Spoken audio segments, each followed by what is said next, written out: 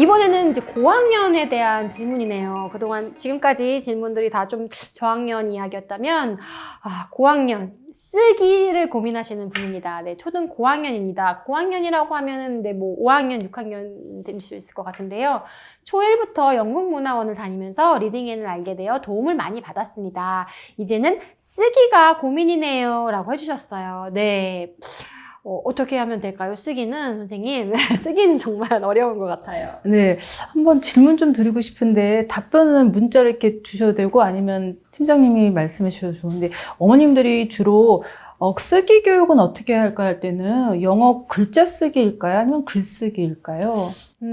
그러게요. 그냥 뭐, 단어 쓰는 그런 게 있을 거고, 또 뭐, 일기 쓰기처럼 그런 실제 글을 쓰는 거?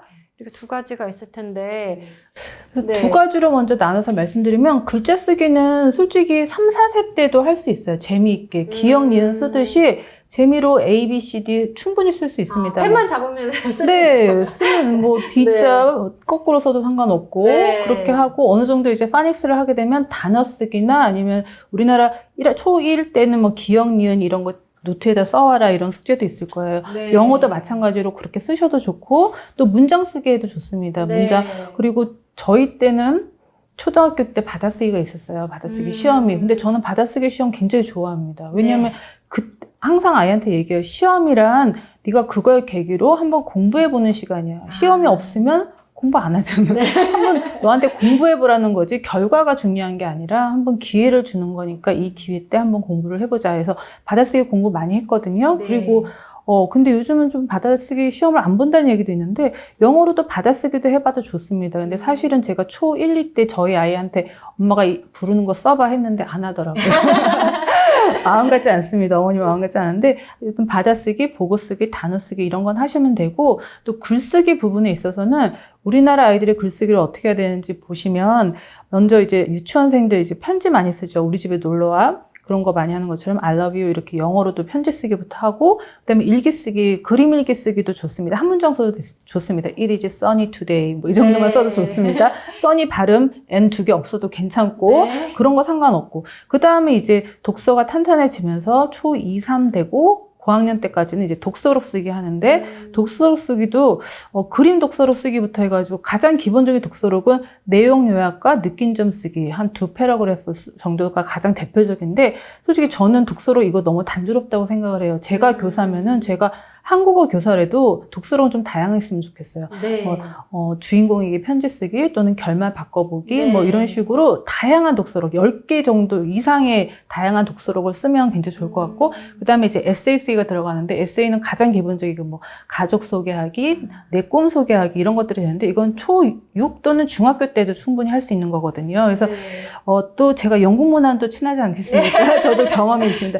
또 영국 문화원은 영국 거기 때문에 ORT랑 굉장히 친해요. 그래서 ORT 리딩과도 굉장히 밀접한 관계가 있을 텐데 영국 문화원도 어떤 기관이라는 한계상 프로그램의 한계가 있어요.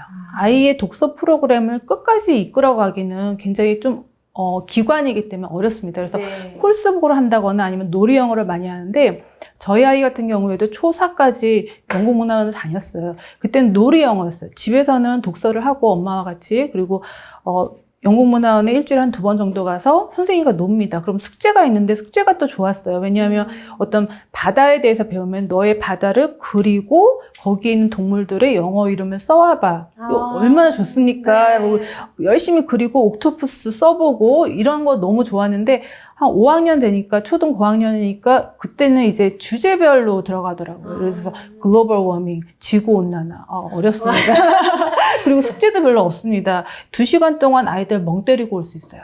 우리 아이도 멍 때리고 오더라고요. 그리고 나 영어 했다 이렇게 생각을 하거든요. 그래서 제가 영어 도서관으로 이제 지난 강의 한번 보시면 있을 텐데 그래서 영국 문화원의 한계도 독서와 쓰기 교육을 체계적으로 이끌어주기가 어려움이 있습니다. 그래서 영국 문화원이나 학원을 다니시더라도 독서 교육은 꾸준히 해주세요. 아까 말씀드린 것처럼 요즘은 디지털북이 너무나 잘 돼 있기 때문에 디지털로도 게임이나 유튜브만 보지 않고 의미 있는 활동할 수 있도록 디지털북도 넣어주시고 또 서점이나 아니면 도서관을 이용한 책 읽기. 그리고 이제 초등 고학년 같은 경우에는 좀 아쉬운 게 쓰기나 아니면 말하기나 이런 게 좀 아쉬울 수 있거든요. 네. 그래서 시중에 있는 프로그램을 좀 알아보시면 좋을 것 같아요. 여기 뭐 스피킹에 있어서 책을 읽고 거기에 대해서 얘기해 보는 것도 있고, 또는 링글이라는 프로그램이 있는데, 솔직히 말하면 저도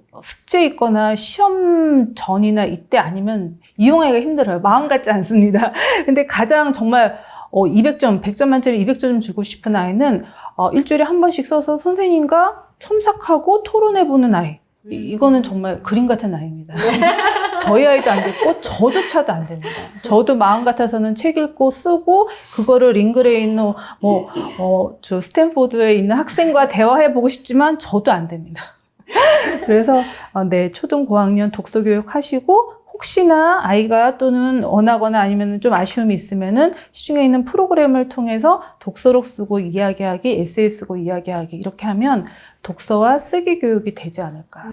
제가 한글 쓰기만 봐도 사실 한글 쓰기 1, 2학년 때까지는 받아쓰기 좀 있었던 것 같아요. 근데 3학년부터는 받아쓰기를 정말 학교에서 안 하더라고요. 그리고 바로 일기시로 넘어가니까 일기장 안에 틀린 맞춤법이 너무 많은 거예요. 그래서 이걸 어떻게 고쳐줘야 되지? 막 이런 생각이 하는데 영어 쓰기도 이런 과정 없이 그냥 쓰기에 생각하셔가지고 문장 쓰기로 가면은 틀린 스펠링 되게 많을 것 같은데 그런 건 어떻게 고쳐줘야 될까요? 스펠링. 스펠링은 네. 저희 아이가 초등학교 2학년 때 글쓰기가 좀 많이 늘었어요. 그때는 저희가 시골에 살았습니다. 서울이 아니라 시골에 살았는데 그때 선생님께서 틀린 내용을, 틀린 글자를 체크해 주시는 게 아니라 내용에 대한 코멘트를 항상 달아주셨어요. 일기와 독서록에 대해서. 일기에 대해서 아빠가 출장을 갔다라는 내용이 있으면 아빠가 일하시느라고 고생이 많으시구나. 이러한 코멘트를 해줍니다. 그러니까 아이가 점점 신경을 써서 써요. 그리고 글자도 좀 더 맞게 쓰려고 노력을 하고요. 네. 영어도 마찬가지로 it is sunny 했는데 SUNY 썼어요. 이거 N 2개야 하면은 아이 이제 쓰기 싫어지거든요. 네. 날씨가 좋았구나. 이렇게 해주면 아이는 신나서 쓰고 네. 나중에 자기가 체크합니다. 그래서 스펠링 틀리더라도 체크 안 하셔도 되고 네. 내용에 중점을 둬서 코멘트를 주시면 좋을 것 같아요. 그래서 초등 고학년까지 가고 스스로 판단할 수 있게 되면 자기가 알아서 체크를 하고 그다음에 그래멀리 아니면 챗 GPT 이렇게 해서 스펠링보다는 내용이 중요합니다. 내용이 중요하다. 네. 맞아요. 요새 또 쓰기는 또 인공지능이 네. 많이 보완해주니까 오히려 컨텐츠가 중요할 수 있겠네요. 알겠습니다.